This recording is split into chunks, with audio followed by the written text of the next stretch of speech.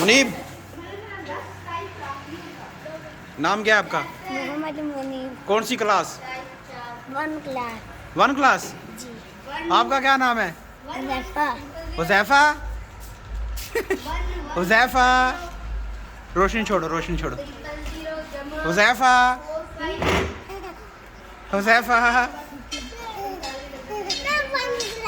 अब इधर आओ, बात सुनो। आपका क्या नाम है जी? अब्दुल्ला। कौन सी क्लास में पढ़ते हो? कौन सी क्लास? प्रेप। हाँ जी। आपका क्या नाम है? मीर जमान। इधर आओ, इधर खड़े हो जाओ, इधर खड़े हो जाओ। फिर रोशनी छोड़ो यार, रोशनी छोड़ो। हाँ जी। कौन सी क्लास में पढ़ते हो? 1 और 2 में, दोनों में? दोनों में पढ़ते हो? 1 में और 2 में, दोनों में?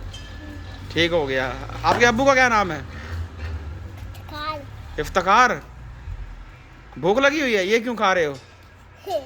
ये भी खा लो, ये मेरा हाथ भी खा लो।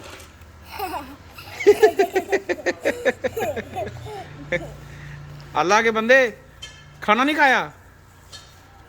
खाया है? खाया है खाना? चलो खेलो, चलो खेलो, खेलो खेलो खेलो, इधर बैठ जाओ, खेलो।